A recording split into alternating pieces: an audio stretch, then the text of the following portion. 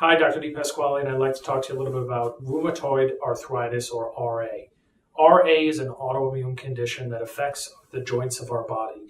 What happens is we develop an immune issue that causes our body to attack the synovial tissue in our joints. Basically, our joints are called synovial joints, the primary or the majority of the joints in our body. So it can affect all of the joints of our body, but it typically affects the hands first, or at least more predominantly in the hands, and we start to see changes in terms of the shape. And this can be a very debilitating condition because it is an inflammatory arthritis and it can be very painful. It can lead to our ability or our inability to function on any level, and by doing so, decrease the quality of our life. When it comes to autoimmune conditions, what needs to be understood is that that's not a normal thing. It's not a genetic predisposition either.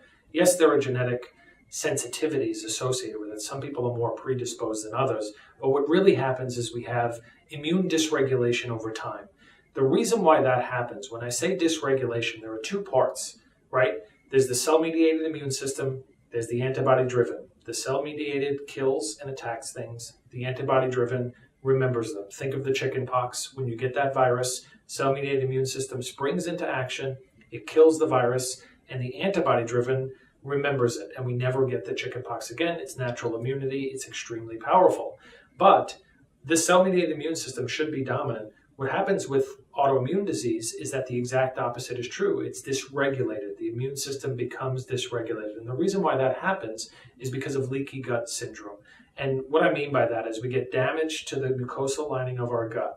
Basically, the lining of our gut is the barrier to the external environment, and essentially it's held together. All of the cells are very tight together because we don't want to allow things into our bloodstream directly. We don't want foreign bodies in our blood. That would be very bad. So what happens when those cells become damaged, we get gaps or we get leaks in the gut lining, and as a result, large particles enter our bloodstream directly, and we mount an immune response, or we mount a defense against them. And that is what happens over time. And essentially, it creates this immune dysregulation over time. We become hypersensitive. Then what happens with autoimmune conditions is our immune system just goes haywire based on an external trigger. It can be a viral infection. It can be a bacterial infection. It can be a serious emotional event. It can be a trauma like a car accident. It can be exposure to environmental toxins.